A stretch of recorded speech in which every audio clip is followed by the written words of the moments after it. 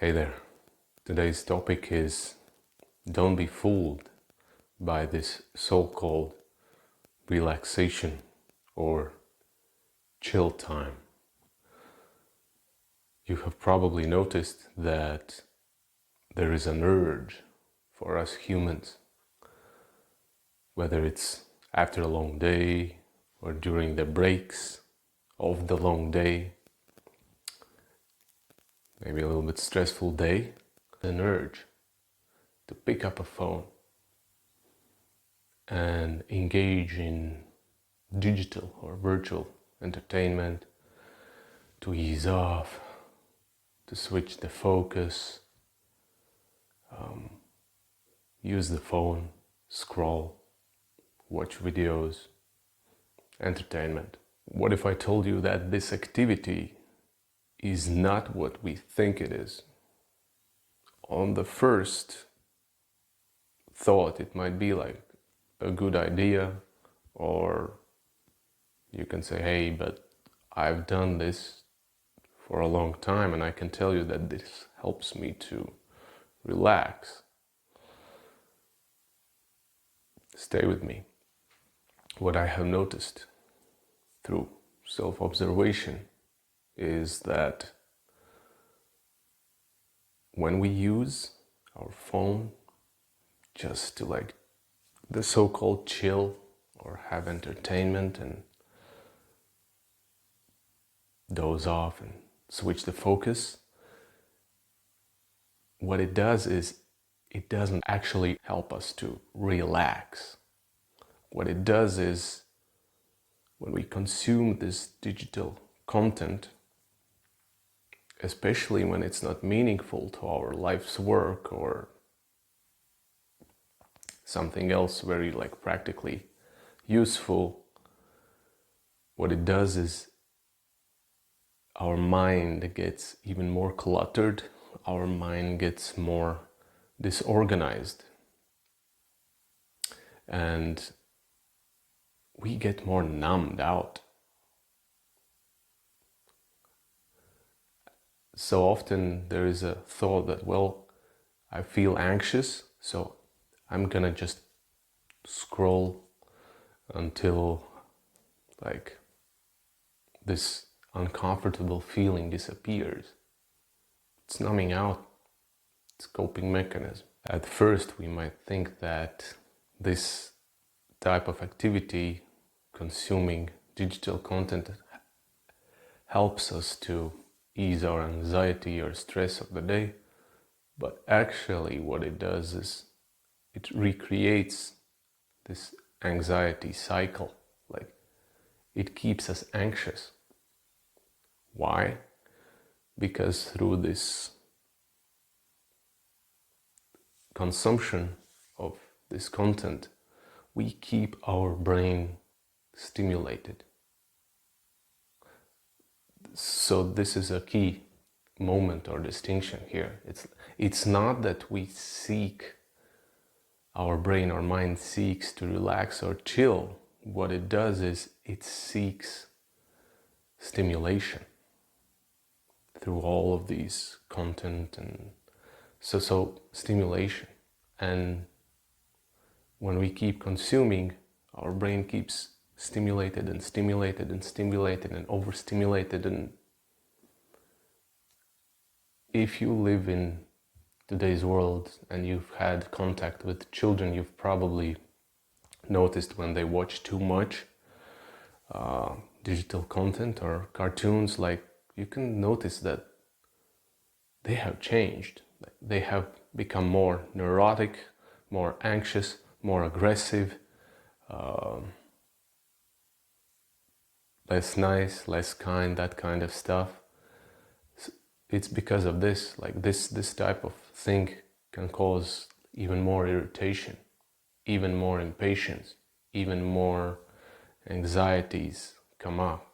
It's almost like the metaphor or analogy would be when alcoholic feels deeply depressed, insecure inside, shame, guilt, and what he does is he thinks that, okay, I'm gonna drink so that I don't have to feel this.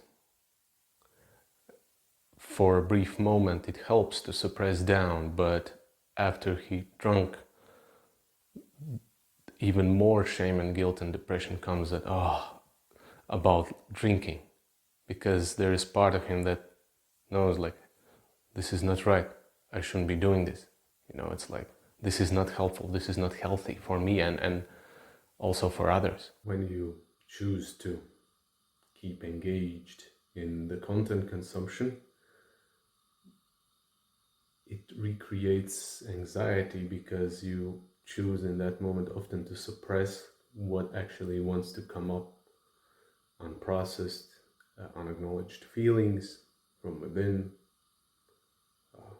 other concerns, worries, thoughts. So yeah, it's like a suppression which creates internal resistance, and what we resist persists, and in the future you will need even more suppression to suppress this inner resistance down.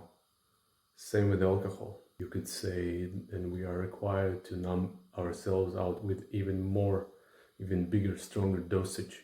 When we use our precious free time to scrolling and just distracting ourselves with digital content, we become more distracted.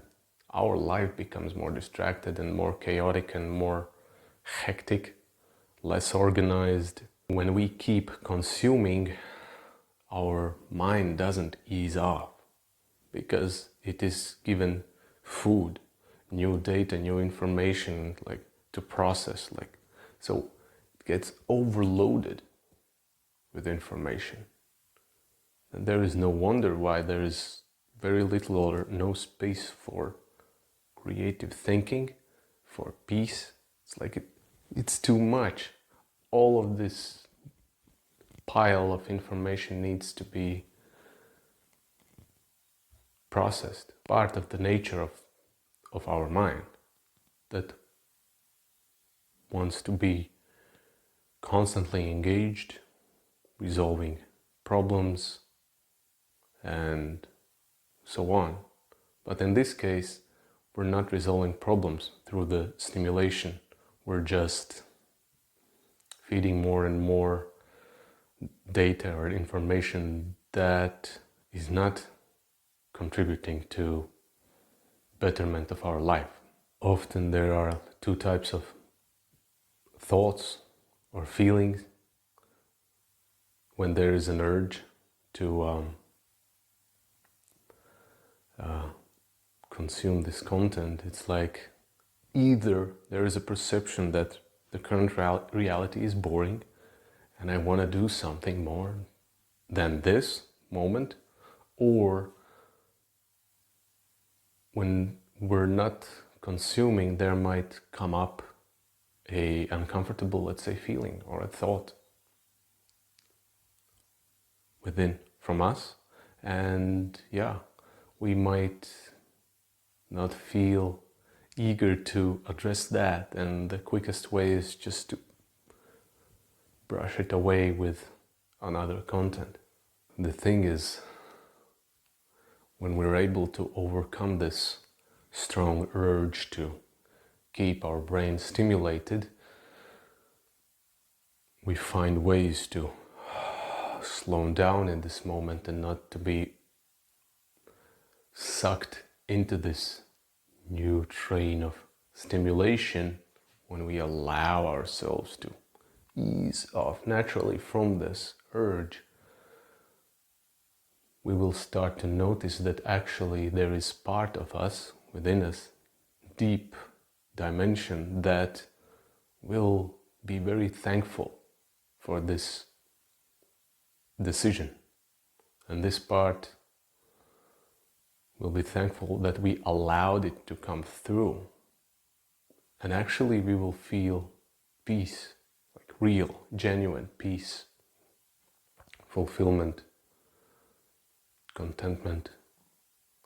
Just we will feel fine, that we're complete right now, that I don't need to compensate for something with this external toy. So you could almost say that we have these two large parts within us. One part is the noisy part that wants to constantly engage in a new noise and the next shiny thing and just keep be stimulated again and again and again. And then there is another part, the deeper, quiet part, that when we're not engaging in these noisy activities, this deeper, silent part can come up, shine through, and yeah, we can experience real peace and satisfaction.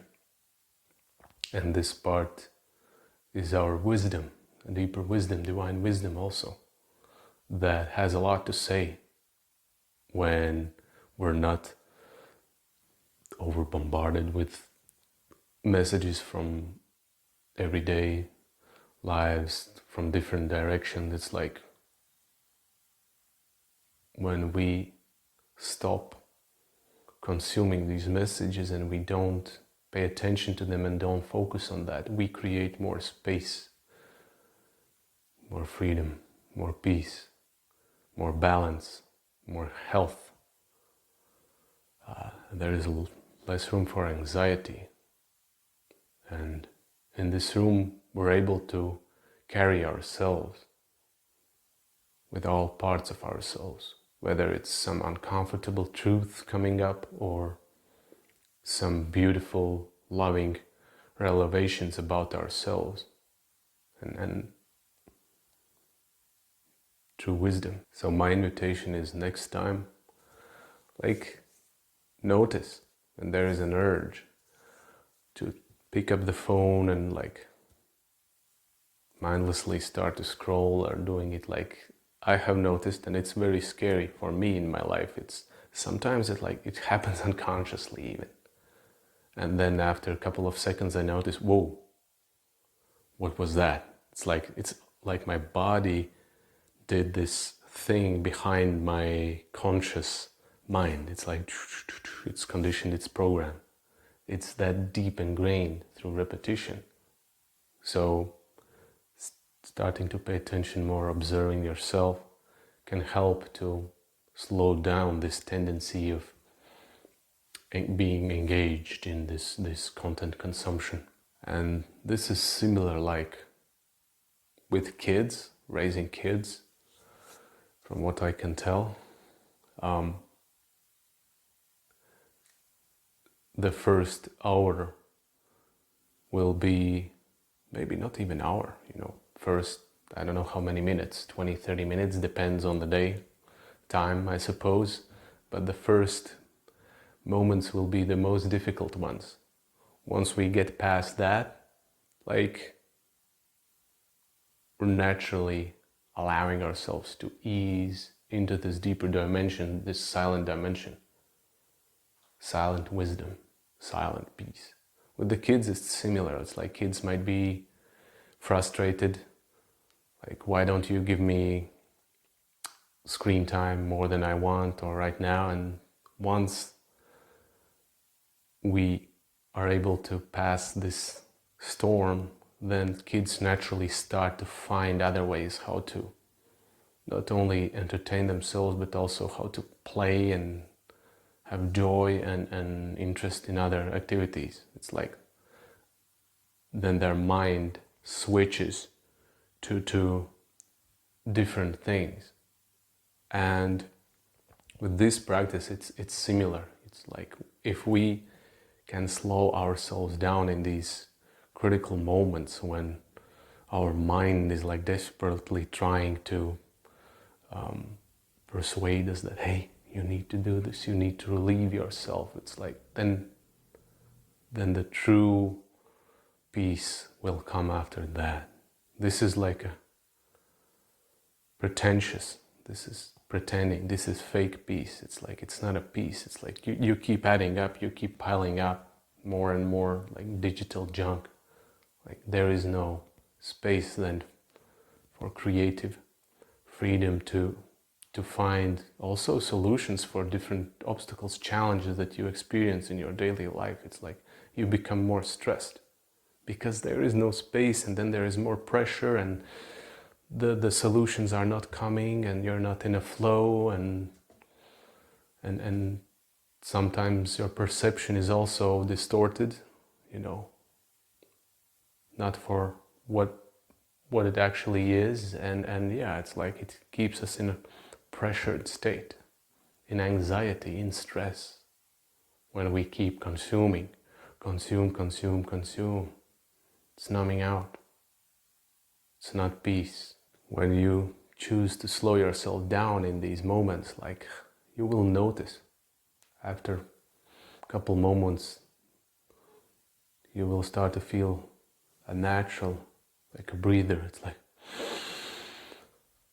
oh my God, I need to break from this urge. And then it's like your vibration completely shifts. And like for me, often when this happens, like I have immediately like a creative download, like immediately, and this can take a couple of minutes or even seconds.